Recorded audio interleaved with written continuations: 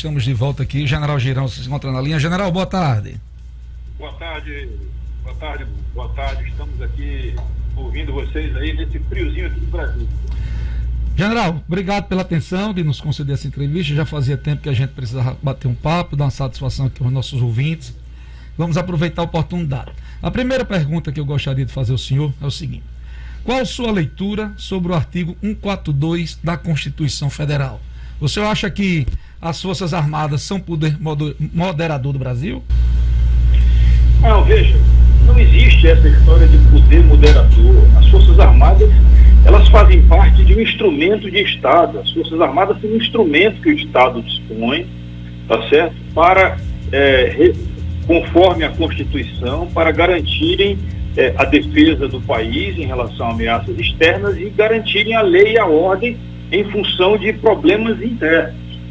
Lembrando sempre que o 142 é muito claro. As Forças Armadas, elas estão sob o comando supremo do Presidente da República, mas podem ser empregadas para garantia da lei e da ordem, acionadas por qualquer um dos três poderes da República. É claro que a história do Brasil não tem mostrado outros acionamentos que tenham sido feitos nesse sentido aí. Claro, o Presidente da República sempre tem determinado um emprego, caracterizando a intervenção federal, como aconteceu aí em 98 e 2018, né? Então é isso. As Forças Armadas não são poder moderador, elas são um instrumento do Estado. Agora é um instrumento de força. E aí, você me desculpe, eu já aproveitar a oportunidade de dizer que se nós estamos vivendo uma situação conturbada politicamente, eu nunca fui a favor de participar de manifestações que as pessoas carregavam faixas lá a favor do 142, fechamento do Congresso, fechamento do Supremo, de maneira nenhuma, porque se nós cidadãos, né, e agora os gestores de todos os poderes, a sociedade, se nós construímos uma crise política no meio dessa confusão toda, nós é que temos que desfazer a crise política, evitarmos ao máximo, até o último minuto, o emprego de força, o emprego das Forças Armadas. General, o senhor não acha, o senhor está dizendo aqui que é hora os políticos refazerem, talvez tenham errado nessa discussão e é hora de reconstruírem. Porque na prática a gente nunca viu o deputado General Girão usar desse discurso. O que a gente tem assistido, e me permita, pelo menos aqui do Rio Grande do Norte, é um deputado sempre com pautas políticas, sempre com discussões políticas, inclusive passando a impressão que para o Estado, que ele foi eleito pelo Estado, mas o Estado está em segundo plano e vale mais a defesa das visões presidenciais e da política que ele faz parte. Ô Bruno, você me desculpe, eu respeito a sua opinião, mas eu acho que não é essa a opinião das pessoas com quem eu convivo no estado do Rio Grande do Norte, tá? Eu respeito a sua opinião. Se você observar as medidas que nós temos adotado como no mandato nosso, não só na parte de fiscalização, mas também na parte de acompanhamento da execução com emendas parlamentares, com acompanhamento das obras aí no estado. Eu sou talvez o deputado mais atuante nesse sentido, tá certo?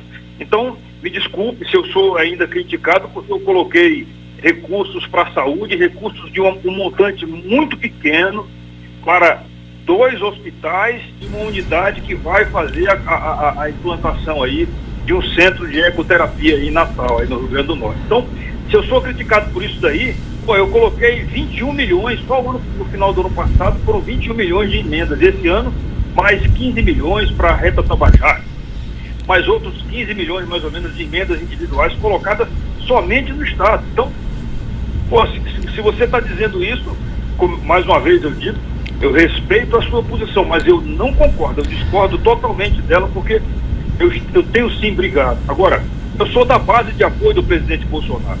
Por quê?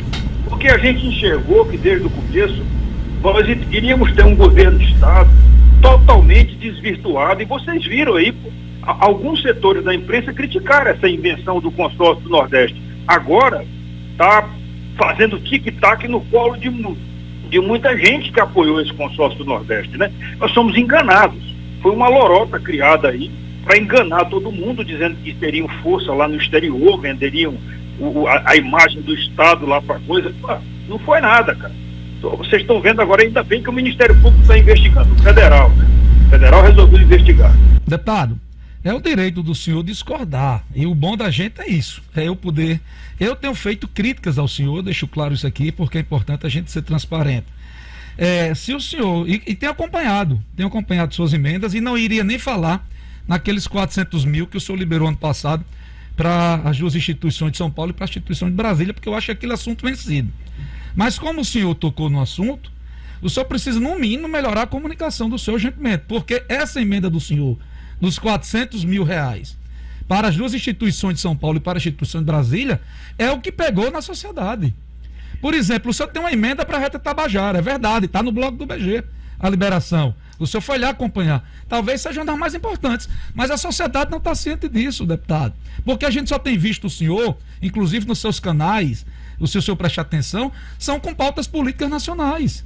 Ou com pautas políticas locais de crítica à governadora. Algumas justas, como essa cobrança aí dos 5 milhões de reais. Cadê os 5 milhões de reais dos respiradores? Então, no mínimo, a gente tem que ter uma melhora aí na comunicação do senhor. Obrigado pela sua sugestão. Nós estamos procurando fazer isso daí, Bruno. Talvez por causa de tentarmos fazer essa melhora na comunicação, é que a gente está tendo alguns problemas aí nacionalmente, tá certo? Mas vamos lá. Pode... O senhor Bruno Araújo vai fazer uma pergunta ao senhor, mas antes eu queria... O senhor está envolvido aí, virou destaque nacional. Eu fiz um clipe do senhor ontem, só domingo e ontem, general, não sei se o senhor tem conhecimento, são 583 publicações no Brasil todo com o nome do senhor. Inclusive, o ministro Alexandre de Moraes, sem o citar nominalmente, deixa entender que o senhor faz parte, inclusive, de uma teia conspiratória contra a democracia no Brasil. Qual a sua avaliação sobre isso? Pois é, vocês imaginem só, há pouco tempo atrás, aí, em 2014, tinha manifestações, 2014, 2015, manifestações com black blocs, né? Que quebravam, tocavam fogo, incendiavam. Inclusive, em 2014, uma dessas manifestações mataram um cinegrafista, um profissional da imprensa. Aquelas manifestações eram consideradas manifestações em função da democracia. Agora, as manifestações que acontecem, todas elas pacíficas, com a presença de familiares, pessoas de idade. Se você viu as minhas redes sociais, um desses clipes aí foi um acompanhamento que eu fiz de uma cadeirante que estava na manifestação de domingo, agora aqui em Brasília. E simplesmente manifestação democrática, mas essas manifestações elas foram demonizadas, com interesses que eu hoje prefiro não dizer. Eu não sei que interesses que levaram a demonizar as manifestações todas de verde, amarelo, azul e branco, em apoio ao governo democraticamente eleito. Se em algum momento nessas manifestações aparecem pessoas carregando faixas de intervenção, de fechamento do Supremo, eu não participei, não participe, e você não vai encontrar publicações minhas a favor da intervenção federal, intervenção militar ou de fechamento de qualquer um dos poderes. Tá? Então, essa é a realidade que a gente está vivenciando. Agora, se eles querem atacar o presidente Bolsonaro, e por conta disso daí, coincidência ou não, todos os citados na investigação feita pelo ministro Alexandre de Moraes, atendendo a um pedido da Subprocurador-Geral da República, ou não, porque teve uma investigação que ele abriu internamente do Supremo, por determinação do presidente do Supremo. Então, essas investigações, esses dois inquéritos, eu sou citado no inquérito dessa situação aí, a solicitação do... Deputado, o senhor temeria ser alvo de uma operação de busca nas suas residências, no seu escritório? Veja só, todas as informações que eu tenho estão na transparência, no portal da transparência, está lá dizendo qual é o nome da empresa, S8 Inclutec, que é a empresa contratada que mudou o nome, ela está lá, esse material que você me falou aí, dessas citações aí, tem tido 100 e pancada por dia, de ontem para hoje 500 e alguma coisa, realmente. Essas citações todas, é um trabalho que eles fazem para mim. Então, isso daí está na transparência. Agora, se o ministro que está adotando para mim uma atitude arbitrária, e por conta disso eu invoco sim o artigo 53, eu sou inviolável nas minhas palavras, nos meus atos e nos meus votos. E isto é uma caracterização da imunidade parlamentar. E ela está sendo ultrapassada, está sendo esquecida, está sendo relegada a um outro plano em função de uma justificativa que eles estão apresentando, dizendo que a gente está participando de uma organização criminosa. Ora, se eu participei e eu não participei de organização de nenhuma manifestação, se eu tivesse participado, mesmo assim eu estaria no meu direito de liberdade de expressão. Agora, em nenhum momento vocês vão encontrar nas minhas publicações ou na minha vida incitação à violência, incitação ao violência física ou violência política, né, de fechamento do Supremo. O que eu questiono é a atitude de alguns ministros do Supremo, que eles próprios, entre eles se questionam. Porque é simples, você ouve hoje, você assiste às manifestações de votos deles, com discussões lá dentro do próprio Supremo. A última foi agora, semana passada, quando o ministro Marco Aurélio questionou a invocação que foi feita pelos ministros do Supremo, pelos demais, pelos outros 10, de que o Supremo agora é onipresente. Ele pode abrir inquérito em qualquer situação, porque ele se considera presente em qualquer parte. O regimento interno do Supremo é claro, só poderia abrir um inquérito para investigar se fosse alguma agressão dentro das instalações... Deputado, essa é a realidade que está escrita. deixa eu interromper o senhor para a gente não virar um monólogo aqui. O senhor também está envolvido em duas polêmicas aqui no Estado. Uma é o atual presidente do PSL, Daniel Sampaio, que é a expulsão do senhor do partido. Qual a sua avaliação disto? Olha, eu já tinha pedido para sair do partido desde o final do ano passado, tá certo? Alguns colegas meus do PSL, dentro dos 26 deputados federais que estamos pedindo para sair do PSL, alguns até disseram para mim assim, pô, aceita logo isso daí, porque vão fazer um favor para você de sair de um partido que você não se sente representado, que realmente o PSL, para nós, é zero representatividade. Agora, eu não vou nem falar o nome do presidente do partido aí, porque eu não quero servir de escada para ninguém subir nas minhas costas. Eu lamento muito o caminho que ele adotou na condução dos destinos do PSL aí. Lamento e digo para você, não fiz nada que merecesse isso daí, porque a partir do momento que eu entrei no TSE pedindo a desfiliação do PSL, e isso está judicializado nas mãos do ministro Edson Fachin, eu passei a ter o direito de externar a minha contrariedade, a minha opinião contrária em relação às coisas do partido. E foi isso que eu fiz.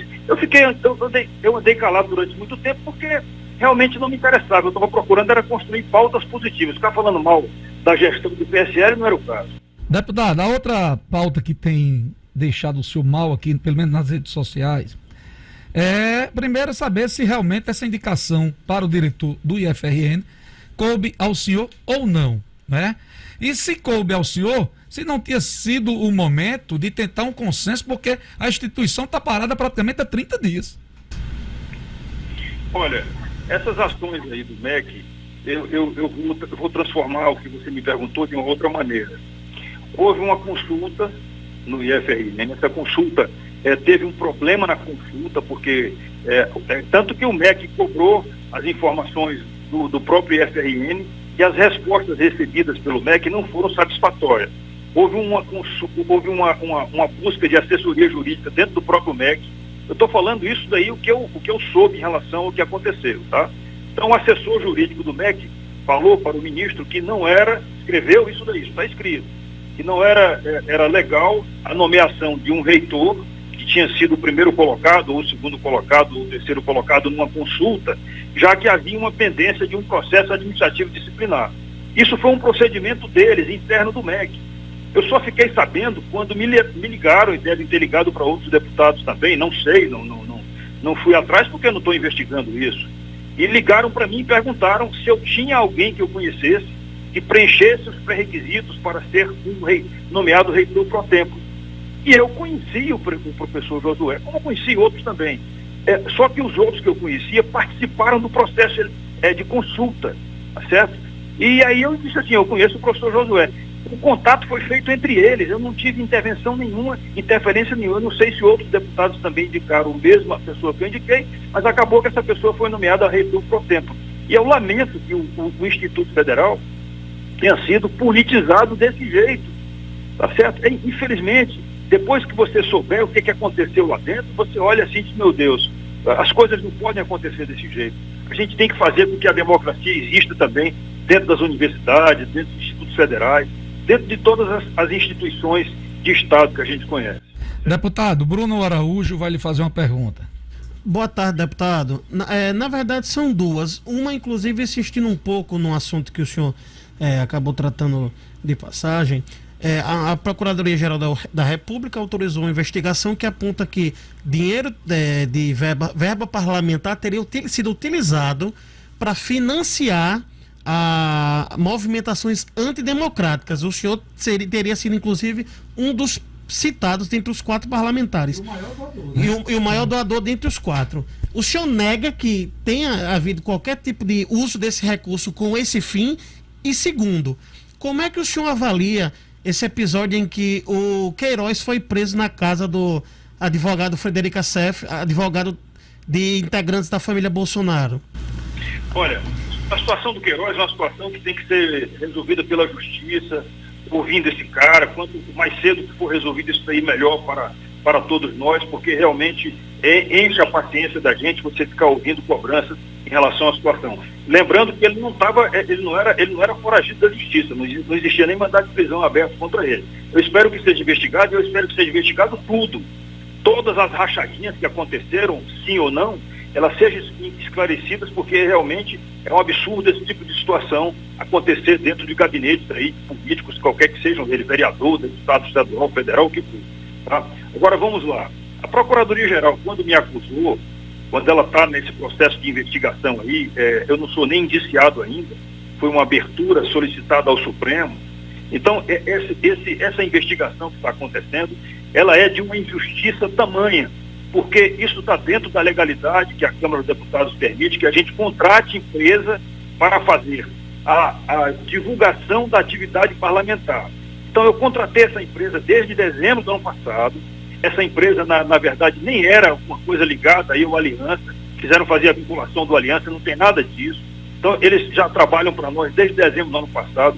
Os trabalhos que eles fizeram, www.generalgeirão.com.br, eles criaram o meu site, criaram a logomarca, administram isso daí para nós, porque não tem quem faça isso daí, e fazem uma busca ativa de publicações com análise e orientação de como proceder, certo? Então, essa empresa foi contratada para isso, não tem nenhuma vinculação com manifestações, eu não paguei um centavo de nada em relação à organização de manifestações, e eu lamento até esse tipo de dedução, porque vejam só, se você vai no supermercado comprar alguma coisa e pagar ao supermercado e depois fica sabendo que o dono do supermercado financiou uma manifestação, você vai ser acusado também de ter financiado a manifestação.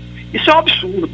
Nenhuma ditadura, Bruno, nenhuma ditadura é boa para o país, nenhuma ditadura será boa para o país. E a gente está lamentando que algumas atitudes que estão sendo adotadas pelo Supremo Tribunal Federal estão dentro de uma arbitrariedade preocupante. E a gente precisa distensionar isso daí.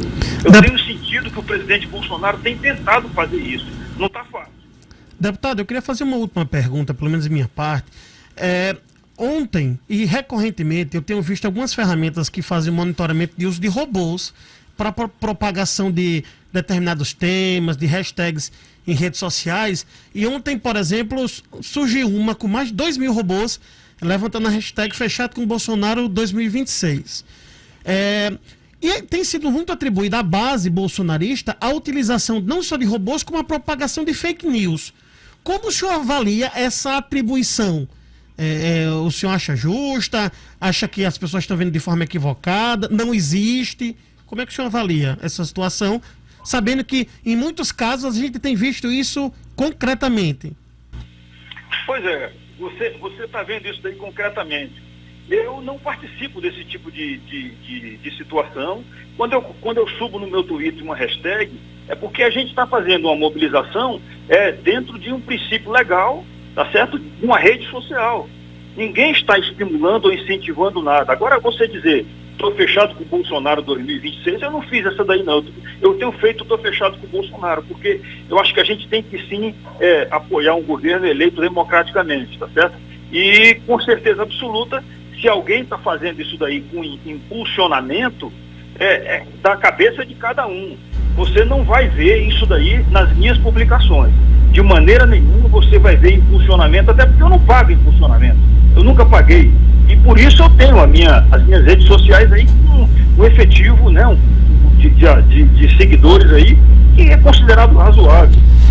O pessoal que faz avaliação política, aqui, do desempenho político dos políticos aqui, deputados e senadores, eu estou sempre ali, dos 513 deputados, eu estou ali nos 20 primeiros, tá certo? Então, pô, eu me considero um cara satisfeito nesse sentido aí. Agora, é claro que a gente nunca tem que ficar parado, a gente tem que cada vez produzir mais.